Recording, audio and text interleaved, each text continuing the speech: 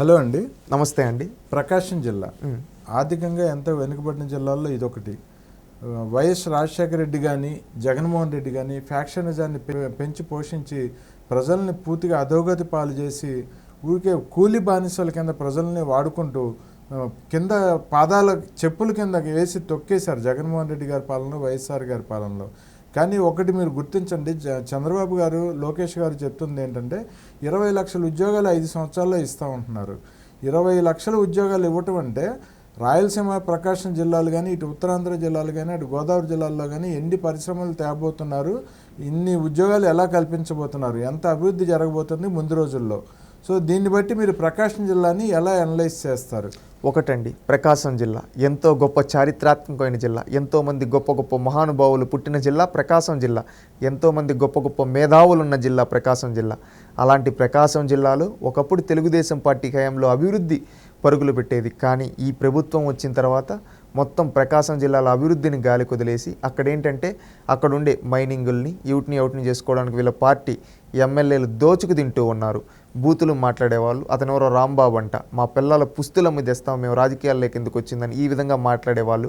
బాలినేని శ్రీనివాసరెడ్డి లాంటి వ్యక్తులతో జిల్లా మొత్తాన్ని భ్రష్టు పట్టించారు. కానీ తెలుగుదేశం పార్టీ హయాంలో జిల్లాలో ఎన్నో అభివృద్ధి కార్యక్రమాలు చేశారు.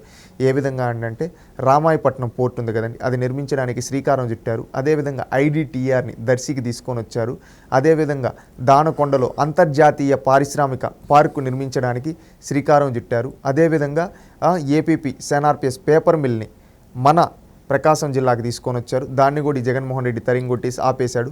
అబ్దుల్ కలాం IIIT మన ప్రకాశం జిల్లాకు తీసుకొని, అదేవిధంగా టంగుటూరి ప్రకాశం యూనివర్సిటీని తీసుకొని వచ్చారు. అదేవిధంగా ఫ్లోరైడ్ ఎక్కువగా అక్కడ ఫ్లోరైడ్ నుంచి విముక్తి చేయడం కోసం 3 మదర్ వాటర్ ప్లాంట్లు నిర్మించారండి జిల్లాలో. ఇదే కాకుండా ప్రకాశం మిల్క్ ప్రొడ్యూసర్స్ కంపెనీని పునరుద్ధరణ చేశారు. అదేవిధంగా కొరిసిపాడు ఎత్తిపోతల పథకం కావచ్చు, వెలుగొండ ప్రాజెక్టు కావచ్చు, గుండ్లకమ్మ ప్రాజెక్టులని పరుగులు పెట్టించారు చంద్రబాబు నాయుడు గారి హయాంలో. ఈ విధంగా అభివృద్ధిలో ముందుకెళ్తూ వచ్చింది ప్రకాశం జిల్లా కూడా అభివృద్ధి చెందిన జిల్లా అని చెప్పుకునే విధంగా ఆ రోజు చంద్రబాబు నాయుడు గారు శ్రీకారం చుట్టారు.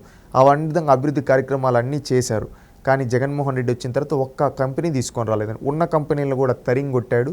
అదేవిధంగా రామాయపట్నం పోర్టుని గాలి కొదిలేశాడు. అదేవిధంగా గుండ్లకమ్మ ప్రాజెక్టు దగ్గర అయితే గేట్లు కూడా కొట్టుకోబోయాయి. ఆ విధంగా చేశాడు. కనీసం మెయింటెనెన్స్ చేయలేకపోయాడు ఈ జగన్మోహన్ రెడ్డి. దీనివల్ల ఎక్కువగా ప్రకాశం జిల్లా యువత నష్టపోయారు. ఈరోజు ఉద్యోగ అవకాశాలు లేక ప్రకాశం జిల్లా యువత అటు చెన్నైకి, ఇటు బెంగళూరుకి, హైదరాబాద్కి వలసలు వెళ్తూ ఉన్నారు. ఈ విధంగా ప్రకాశం జిల్లాని ఒక వెనకబడిన జిల్లాగా ఈ వైసీపీ ప్రభుత్వం చేసింది. ప్రకాశం జిల్లా ప్రజలారా ఆలోచించండి. మనం నీతిగా నిజాయితీగా ఉంటాం. మళ్ళీ మన ప్రకాశం జిల్లా అభివృద్ధి బాటలో వెళ్ళాలంటే ఈ జగన్మోహన్ రెడ్డి ఓడిపోవాలి. తెలుగుదేశం పార్టీ వస్తే ఖచ్చితంగా రేపు మన ప్రకాశం జిల్లా అభివృద్ధిలో నెంబర్ 1గా ఉంటుంది. అందుకోసమని ప్రతి ఒక్కరూ ఆలోచించి రేపు తెలుగుదేశం పార్టీ కూటమికి ఓటేసి గెలిపించండి. ఆటోమేటిక్గా మన ప్రకాశం జిల్లా అభివృద్ధి బాటలో వెళ్తుంది. ఎందుకంటే ఎంతో మంచి నాయకత్వం ఉంది. దామచర్ల జనార్దన్ గారు కావచ్చు, గొట్టిపాటి రవి గారు కావచ్చు, అదేవిధంగా ఏలూరు సాంబశివరావు గారు కావచ్చు, గొట్టిపాటి లక్ష్మి గారు కావచ్చు, ఇలాంటి ఎంతోమంది గొప్ప గొప్ప నాయకులు ఉన్నారు. వీళ్ళంతా రేపు శాసనసభ్యులుగా గెలిస్తే ఖచ్చితంగా ఆటోమేటిక్గా నియోజకవర్గాలన్నీ అభివృద్ధి చెందుతాయి. మన ప్రకాశం జిల్లా ఆదర్శవంతమైన జిల్లాగా, అభివృద్ధిలో నెంబర్ 1 జిల్లాగా నిలుస్తుంది. అందుకని రేపు మే 13వ తేదీ జరగనున్న సార్వత్రిక ఎన్నికల్లో తెలుగుదేశం పార్టీకి ఓటేద్దాం. మన ప్రకాశం జిల్లాను అభివృద్ధి చేసుకుందాం.